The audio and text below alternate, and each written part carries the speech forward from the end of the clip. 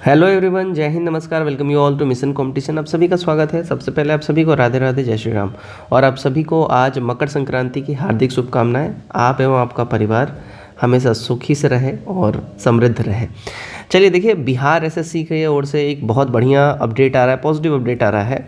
ठीक है, जो इम्पॉर्टेंट चीज़ है, देखिए जो सितंबर 2023 में, ठीक है, फॉर्म आया था इंटर लेवल का, उससे संबंधित, क्योंकि मोटा मोटी देखिए रफली 13 से 14 महीने का समय बीत गया है और परीक्षा का भी कुछ सुगबुगाहट नहीं है।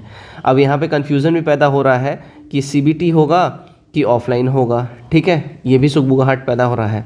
लेकिन हम आपको प्रीवियस अपने बहुत से वीडियो में बताए हैं, ठीक है। बहुत से लोग मतलब पता नहीं वीडियो सुनने के बाद भी, देखने के बाद भी उन लोगों के दिमाग में क्या कन्फ्यूज़न रहता है मुझे पता नहीं।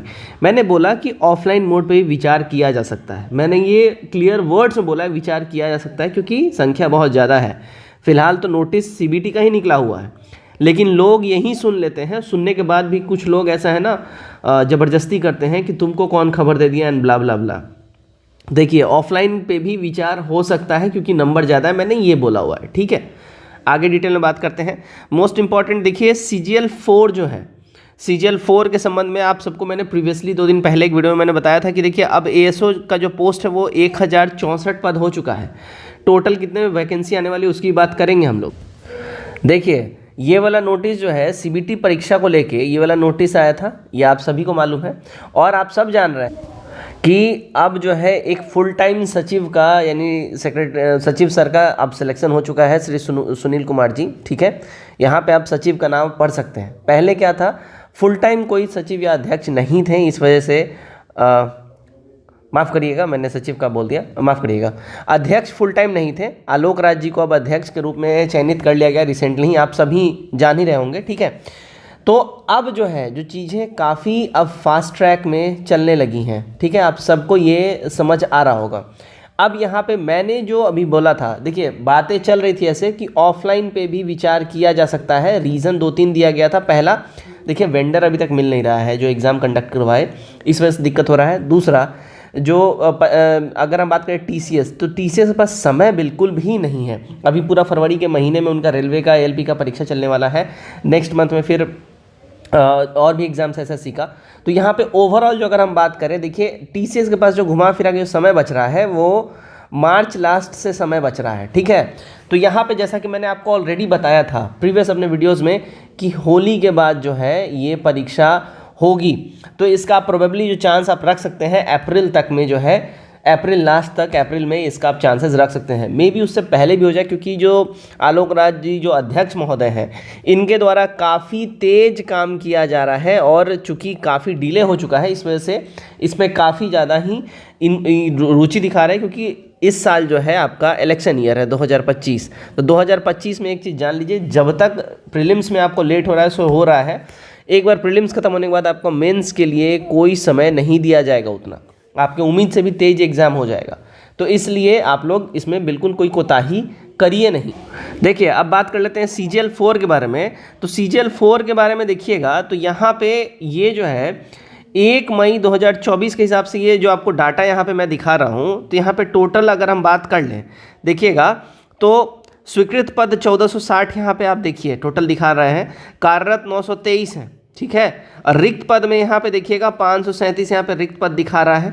राइट, तो यहाँ पे क्या बोल रहा है कि बिहार सचिवालय सेवा में के प्रोन्नति के स्वीकृत और कार्यरत रिक्त पद हो। ठीक है, तो यहाँ पे ये सब दिखा रहा है। अभी बैकलॉग वाला भी और ऐड होने वाला है इसमें। तो ओवरऑल जो अगर हम सीटों की संख्या बात कर लें, देखिएगा 1/5/2024 के हिसाब से, तो बिहार सचिवालय सेवा सहायक शाखा पदाधिकारी के स्वीकृत और कार्यरत और रिक्त पद का विवरण जो अगर हम बात कर लें, तो यहाँ पे देखिएगा स्वीकृत पद जो है टोटल 3920 हो गया।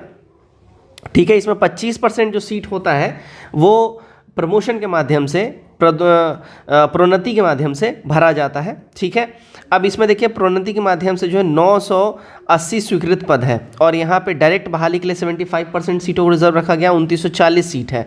ठीक है ना, अब इसमें जो है रिक्त पद जो बोल रहा है इसमें से, तो यहाँ पे देखिए 2012 में सिलेक्शन हुआ है, 2010 के वरीय में 10 और 14 में सिलेक्शन हुआ है, 24 में सिलेक्शन हुआ। ओवरऑल जो है देखिए अब रिक्त पदों का जो संख्या इसमें रह गया है 2940 में से 928 रह गया है।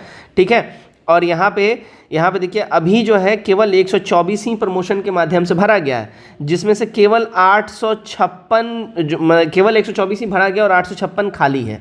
अब इसी संबंध में 2024 में ही मई के महीने में एक मेल किया गया था, ठीक है। मेल क्या था देखिए, तो देखिएगा ये मेल जो है 31 अगस्त 2024 को लिखा गया था। इसमें क्या लिखा था, विषय में पढ़िएगा।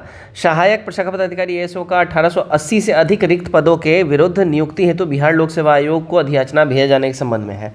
अब यहाँ पे ये जो मेन लिखा जो गया था, देखिएगा क्या बोला जा रहा है, एएसओ का जो है 25% पद जो है ये जो है प्रमोशन के माध्यम से भरने का प्रावधान जो किया गया हुआ है, उसमें क्या बोला गया है कि उक्त प्रावधान के कारण बिहार सचिवालय सेवा में फीडर कैडर से प्रोन्नति के आधार पर भरे जाने वाले 1000 पद वर्षों से रिक्त हैं। अब यहाँ बोला जा रहा है कि जो प्रमोशन के माध्यम से भरा जाना था वो काफ़ी टाइम से रिक्त है, तो वहीं बोला गया कि उसको भी जो डायरेक्ट रिक्रूटमेंट में ऐड कर लिया जाए, ठीक है। और ये बोला गया कि बिहार एसएससी से इसको लेके बीपीएससी को दिया जाए, ताकि फटाफट से जो है एएसओ का खास करके केवल एएसओ, ठीक है, एएसओ लेवल 7 का पोस्ट है तो वो फटाफट से हो सके। लेकिन ध्यान रखिएगा एएसओ को कुछ बीपीएससी में ऐड नहीं किया गया है कि इसको अभी बिहार एसएससी ही इसका एग्जामिनेशन लेने वाली है।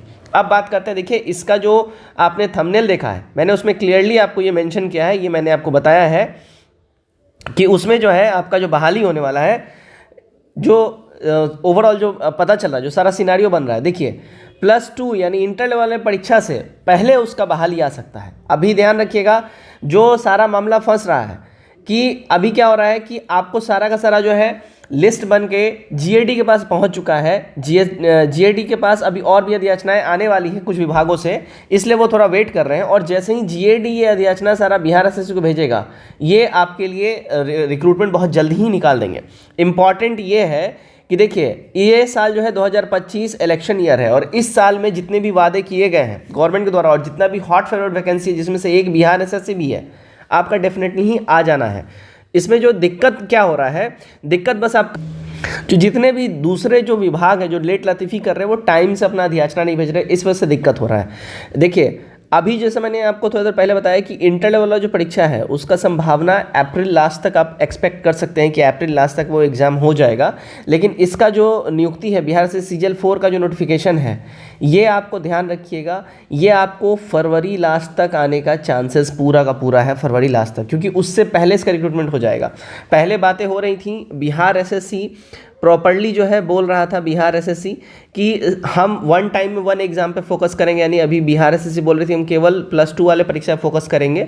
तो +2 वाले परीक्षा पे जो ये बोल रहे थे फोकस करेंगे और इसका एग्जाम पहले ले लेंगे, तब जाके हम इंटर लेवल परीक्षा निकालेंगे। लेकिन अब क्या है, करते करते ये चीज़ें अब काफ़ी लेट हो चुकी हैं।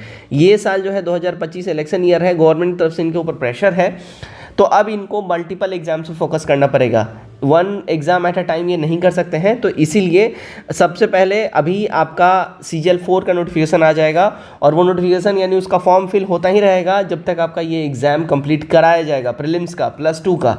तो सारा ओवरऑल सिनारियो यही बन रहा है। तो आपका जो नोटिफिकेशन का जो संभावना है आपका फरवरी लास्ट तक आपका चांसेस है। कुल मिला के देखिए 3500 से अधिक पदों पर ये बहाली आने जा रही है, ये भी मैं आपको यहाँ पर बताता चलूँ, ठीक है। तो अगर आप लोग तैयारी नहीं कर रहे हैं, तैयारी में लग जाइए, अन्यथा आप लोग काफ़ी लेट हो जाएंगे और काफ़ी फिर आप लोगों को दिक्कत होगा। जय हिंद।